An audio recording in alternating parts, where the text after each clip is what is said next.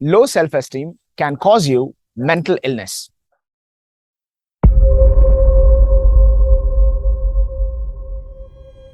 Okay, what is up everybody? This is Vishak here and I'm the founder of Power Dynamics. And in this video, I want to give you a glimpse of what is a low self-esteem and what is mental illness and how are these correlated. First, I want to tell you, low self-esteem is not really a mental illness, but constant feeling of the low self-esteem will lead you to the mental illness. Low self-esteem is nothing but not really feeling good about yourself. And that's it. But the states are very different and it's very unique for everybody. It can cause right from the time of childhood, okay? All the childhood traumas that has been caused due to the family, due to the parents, low grades in your school, okay? Having like your friends causing you situations or the troubles, right? I mean, get beaten up in the school, or everybody having the flashy and fancy cars and you don't have anything, like all of these events, which is making a negative impact in your brain. Okay, it's not one situation. Yes, one situation or a series of events through the childhood and through the teens can make a massive negative impact in your brain. Now, how is this related with the mental illness? So mental illness with a very small percentage can be caused from the childhood. But that is not the point. The point is that when you really grow up and in your 20s, in your 30s, and sometimes even in your 40s, this mental illness will not only be formed, but also it gets matured over time. So the best time for you to sort of recognize it and do something about it will be in your 20s.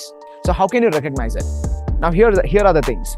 Mental illness constitutes of behaviors like overeating, constant feeling of anxiety, fear, guilt, heavy regret and guilt, right? Or the shame, or depression, overeating, eating disorder.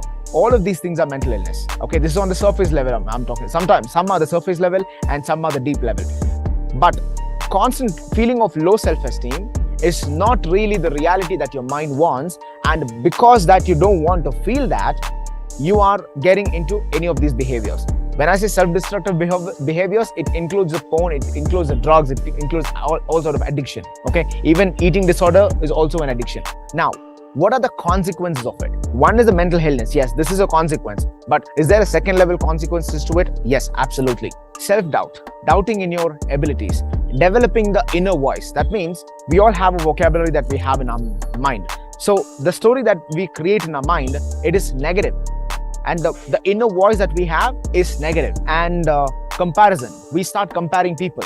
Like, look at them, look at her, look at him, and then there is me. So this kind of inner voice, we all face it at some point in our life. Now this thing can have a heavy negative impact in your life, which you don't want it. And the unfortunate thing is, the impact of this in your life, the negative impact of this in your life is on two categories. That's the way that I see it. One is on the professional side and another one is on the personal side. Let me talk about the professional side. 29% of people are not getting their jobs or not getting their promotion because of their low self-esteem and low confidence. 29%. That's a big number. They are scared to ask their bosses for off. They're scared to ask their boss for a raise. They are even scared that they are not very social. They are even scared about their competence. Because there is a self-doubt. This is on the professional side. See how heavily this could impact your life. Now, this is in terms of the professional side. Let me talk about the personal side. When I say personal, it is like the relationship that you have with yourself and your immediate relationship and your extended relationship. That is like your parents, your social, your co-workers, your friends, all of that, okay? So when you start doubting in your abilities, that means the confidence shatters. That means you're feeling like you're not enough, okay? And when this thing is coming in, at the end of the day, nobody wants to be with a person who's constantly low.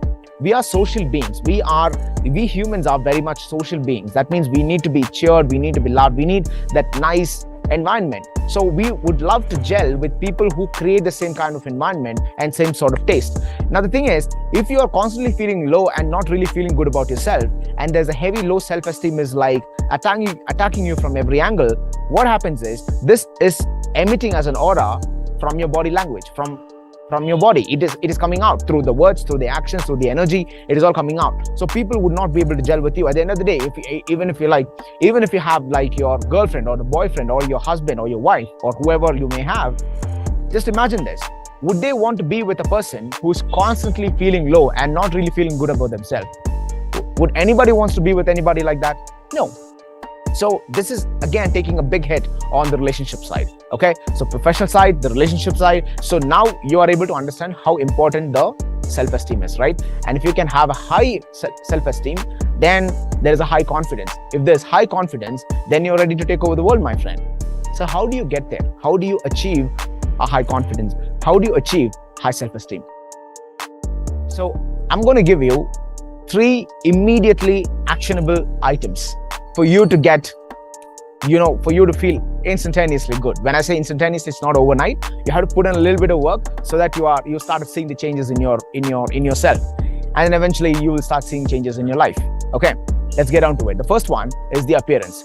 Your appearance. So when I say your appearance, it includes your body language, it includes your communication, it includes your dressing. Dress maturely. Okay, body language. Stay confident. Every time when you're walking anywhere, I have told this multiple times in my video, anywhere at any time, you need to think this to yourself. I'm the man, or I'm the woman. No, I am the one. Okay, I own this place, I own this world, and that's the way it is. And this gives you some immense confidence boost. Okay, deep, heavy breathing, and then immediately just say this to yourself that I'm the one. That's the first one. Second one is the dressing. First of all, dress according to the event. If you're going to the office, or if you're going to a party, if you're going to a date, or wherever you're going, understand the place, study the place first, and then dress accordingly. Don't wear loose fitting or extremely tight fitting. That's going to make you uncomfortable to catch up with the dress, which you don't want it. Okay, so dress fit, and then improvise on your communication skills. Now I'll tell you something. I know that we all have this soft corner towards our regional language, right? We all love our mother tongue, we all love our regional language, but unfortunately the world is changing at a rapid state, and you have to get good at English regardless of what happens. Because just ask this to yourself. If you just happen to be at a place where there is an English speaking community, and if you're not really up to the par, don't you think that there is like a lack of self-confidence over there? Don't you think so that there are high chances for you to put yourself down, right? So why do you want to let that happen? Again, learning a language, learning a skill is always good for the brain. It restores its plasticity and keeps you young. So that's with the appearance. The second is increasing your self-worth. When I say increasing your self-worth, it's all about increasing your value to a great extent. The moment you start increasing your value, okay, that shows up in the way that you be, okay, in the way that you walk, in the way that you talk, in the way that you socialize. Everything changes because there is a skill coming out. There's a skill coming out. When your brain recognizes these patterns, and you think, when your brain recognizes these patterns, and when it comes to a point where, you know what, I think I will be valuable to people, the moment you start getting that voice in your mind, trust me, my friend, you will start seeing the changes in the way that you behave in itself. It's going to be entirely different. Okay, so be a high value person. That means increase your value. When you do this, you're going to understand your self-worth. That means you're saying that I'm worth something, I can do something, and people are looking up to me. People want what I have. All right, that's the second one. And the third one is the most important one. Just get fit. Man, I cannot stress this enough. Just get fit. I mean, go hit the gym, do the workout, get that blood pumping, get that oxygen pumping, get that iron pumping. When you do this for a consistent period of time, when you're able to transform your body, when you're able to gain that strength, trust me on this one, there is a next level confidence that comes in. And at that point, right, you are in that zone, and nobody will really want to mess with you because you see yourself as, I don't know, like an alpha. Okay, so nobody wants to be in that thing. So that is how you secure your territory and you feel that you are indestructible, and you better be indestructible. Okay, and that concludes my speech, everyone.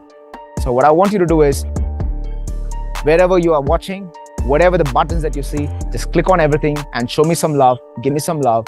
Ciao. Peace.